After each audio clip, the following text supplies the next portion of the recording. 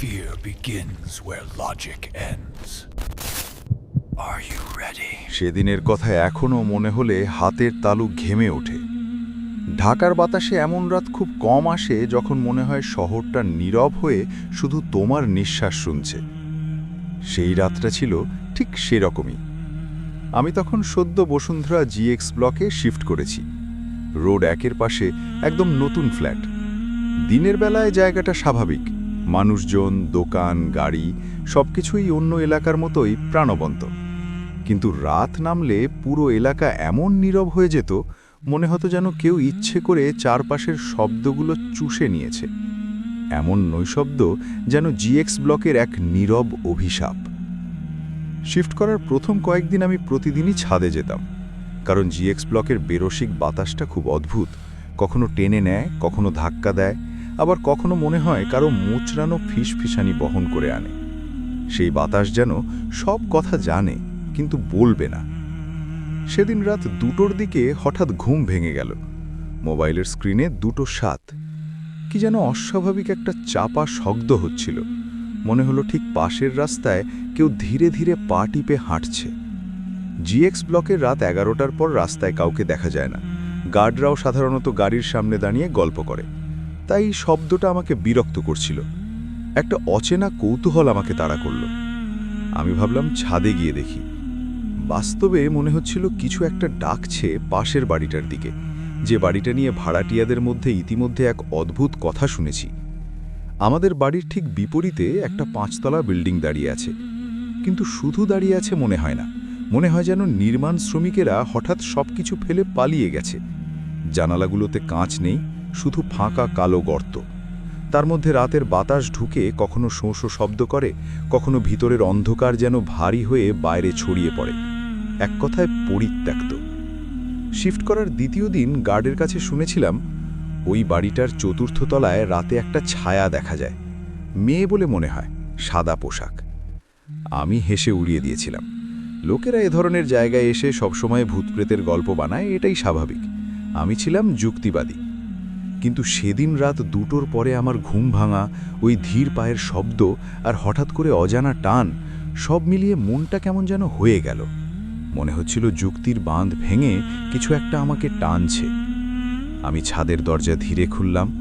বাতাস কেমন জানি ঠান্ডা। ঢাকার এপ্রিলে এমন ঠান্ডা অস্বাভাবিক, যেন শীতকালের হিম এসে জমে আছে শুধু এই ছাদে। ছাদের গ্রিল টপকে বিপরীত দিকের বাড়িটা স্পষ্ট দেখা যায়। চাঁদ ছিল অর্ধেক, কিন্তু জিএক্স ব্লকের উজ্জ্বল স্ট্রিট লাইটগুলো থাকার কারণে পুরো বিল্ডিংটা আধা উজ্জ্বলতায় ভেসে উঠেছিল। দরজাহীন ফ্লোরগুলো এক একটা অন্ধকার কুঁড়ে ঘরের মতো লাগছিল। আমি দাঁড়িয়ে দেখছিলাম। হঠাৎ ঠিক 4র্থ তলার মাঝের জানালায় একটা লম্বা স্লিম ছায়া দেখা গেল। প্রথমে মনে হলো শ্রমিকদের ফেলে যাওয়া কোনো কাপড় বাতাসে দুলছে, কিন্তু পরের মুহূর্তেই অনুভব করলাম ওটা কাপড় না, ওটা নড়ছে, কিন্তু বাতাসের মতো এলোমেলোভাবে না। মানুষ যেমনভাবে নড়ে ঠিক সেইভাবে, স্থির নড়াচড়া। আমি স্থির হয়ে গেলাম। ছায়াটা জানালায় দাঁড়িয়ে যেন আমার দিকে তাকিয়ে আছে। তারপর ধীরে ধীরে মাথাটা একটু কাত করল, ঠিক যেমন করে কেউ দেখে এই লোকটা আমার দিকে কেন তাকাচ্ছে, ঠিক তেমন বাঁকা স্থির দৃষ্টি। আমার বুকের ভেতরে রক্ত যেন আটকে গেল। হৃৎপিণ্ড ততক্ষণে দ্রুত ড্রামের মতো বাজতে শুরু করেছে। আমি চোখ মুছে আবার তাকালাম। ছায়াটা তখনও দাঁড়িয়ে একই জায়গায়। তার সাদা পোশাকের মতো কিছু একটা আছে, তবে পোশাক নয়, বরং আলো ছায়ার ভুল মনে হয়।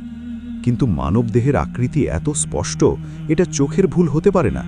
ওটা স্থির অথচ জীবন্ত। কেন জানি মনে হচ্ছিল আমাকে কিছু একটা টেনে নিচে নেমে রাস্তার দিকে যেতে বলছে, যেন ছায়াটা জানালায় দাঁড়িয়ে আমার জন্য অপেক্ষা করছে। আমাকে তার কাছে যেতেই হবে, এমন একটা প্রবল আকর্ষণ অনুভব করলাম। আমি সিঁড়ি দিয়ে নামতে নামতে শুনতে পেলাম পায়ের শব্দটা এখন আরও পরিষ্কার, ঠিক কারো স্যান্ডেল টেনে হাঁটার মতো শব্দ। কিন্তু রাস্তায় তো কেউ নেই। বাড়ির সব ফ্ল্যাটের জানালা অন্ধকার।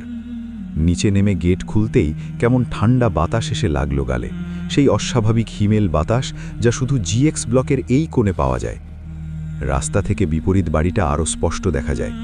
4র্থ তলার মাঝের ঘরটা এখন পুরো অন্ধকার, কিন্তু জানালার ফাঁক দিয়ে 2টো হলদে আলোক রশ্মি ভেসে উঠছিল। বাতি, মোবাইলের লাইট। আশেপাশে কোথাও তো কিছুই নেই, তবে আলোটা আসছে কোথা থেকে। আমি একটু এগিয়ে গেলাম। আমার কৌতূহল তখন ভয়কে ছাপিয়ে গেছে। হঠাৎ একটা ট্যাং ট্যাং ধাতব শব্দ হলো ভিতর থেকে, যেন লোহার রড পড়ে গেল। তারপর একটা শ্বাসকষ্টের মতো শব্দ। আমি জমে গেলাম। শব্দটা মানুষ না, পশুও না, মনে হচ্ছিল খুব ভারী কিছু শ্বাস নিচ্ছে। ঠিক তখন চতুর্থ তলার ছায়াটা আবার দেখা গেল, এবার আরও স্পষ্ট। জানালায় দাঁড়িয়ে আছে, হাত দুটো দুপাশে ঝুলে, মাথা সামান্য নিচের দিকে, চুলগুলো অদ্ভুতভাবে কাঁধ ছাপিয়ে নেমে গেছে। তার অবয়ব এতটাই স্পষ্ট যেন দেয়ালের ওপারে নয়, এই দিকেই দাঁড়িয়ে আছে। আর সবচেয়ে ভয়ঙ্কর বিষয়টা কি জানো? ওটা ধীরে ধীরে এগোতে শুরু করল, জানালার দেয়াল ভেদ করে সামনে, বাইরের দিকে, আমার দিকেই। এটা অসম্ভব, মানুষ তো দেয়াল ভেদ করে বেরোতে পারে না, কিন্তু ছায়াটা যেন মারাত্মকর্ষণ মানছে না। ধীরে ধীরে, সহ্যের বাইরে ধীরে, জানালার সিমেন্টের ফ্রেম পেরিয়ে বাইরে বেরিয়ে আসছে। আমার পা অবশ, চিৎকার করতে গিয়েও শব্দ বেরোলো না। আমি স্থির পাথরের মতো গেটের সামনে দাঁড়িয়ে আছি। আমি দৌড় দিতে শুরু করলাম। হঠাৎই ভিতরে একটা টাইমারের মতো সুইচ অন হলো। আমি দৌড় দিলাম নিজের গেটের দিকে। পেছন থেকে শুনলাম টিক টিক টিক, যেন ভাঙা হিল দিয়ে কেউ রাস্তার ওপর হাঁটছে। সেই স্যান্ডেল টেনে হাঁটার শব্দ এখন দ্রুত যেন আমাকে ধরার জন্য ছুটে আসছে। আমি গেটে ঢুকে ধাক্কা দিয়ে বন্ধ করলাম। উপরে উঠে ছাদের দিকে গেলাম। দূর থেকে দেখলাম ছায়াটা এখনও জানালার ধারে দাঁড়িয়ে আছে, আমাকে আর অনুসরণ করছে না। তবে ওর মাথা এবার সোজা আমার দিকে ঘুরে আছে, সেই হলদে আলোক রশ্মি দুটি চোখের মতো, এবার স্থিরভাবে আমাকে দেখছে। একটা হিমশীতল শূন্যতা যেন আমার দিকে হেসে উঠছে। সকালে উঠে আমি গার্ডকে জিজ্ঞেস করলাম, দাদা, ওই বাড়িটায় কেউ থাকে? সে মাথা নেড়ে বলল, না ভাই, ওখানটা 3 বছর ধরে খালি। চতুর্থ তলায় এক মেয়ের আত্মহত্যার পর কেউ ওঠেনি। আমি হেসে উড়িয়ে দিলাম, যেন কিছুই হয়নি। কিন্তু ভিতরে তখনও রাতের ঠান্ডা বাতাস জমে আছে, আর হৃৎপিণ্ডের সেই দ্রুত ড্রামের শব্দ। আমি তাকে জিজ্ঞেস করলাম, আত্মহত্যা কেন? গার্ড একটু থেমে বলল, মেয়েটার বিয়ে ঠিক হয়েছিল, কিন্তু ছেলেটা নাকি পিছনে অন্য মেয়ের সঙ্গে ঘুরত। বিয়ের 3 দিন আগে মেয়েটা চতুর্থ তলায় গিয়ে দেখছিল লোকটা নিচে দাঁড়িয়ে অন্য মেয়ের হাত ধরে আছে। ওই জানালায় দাঁড়িয়েই নাকি লাফ দেয়। আমার শরীর কাঁপতে লাগলো। গার্ড যোগ করল, মজার ব্যাপার কি জানেন? যেদিন মারা যায় মেয়েটা সাদা পোশাক পরেছিল। সেদিন রাত থেকে আজ যত রাত পেরিয়েছে আমি আর কখনো ছাদে যাইনি। জানালাও পুরোপুরি পর্দা দিয়ে ঢেকে রেখেছি, যেন এক টুকরো অন্ধকারও না ঢুকতে পারে। তবুও কখনো কখনো মনে হয় রাত 2টোর দিকে লাইট অফ করার পর আমার ঘরের বিপরীতে কেউ দাঁড়িয়ে আছে, চোখ দুটো হলুদ হয়ে তাকিয়ে থাকে। মাঝে মাঝে আবার মনে হয় কেউ যেন দেয়ালের ওপারে দাঁড়িয়ে চুলের গোছা নামিয়ে ধীরে ধীরে মাথা কাত করছে, যেন বলতে চাইছে, আমি এখনো এখানে আছি, তুমি আবার কেন তাকালে?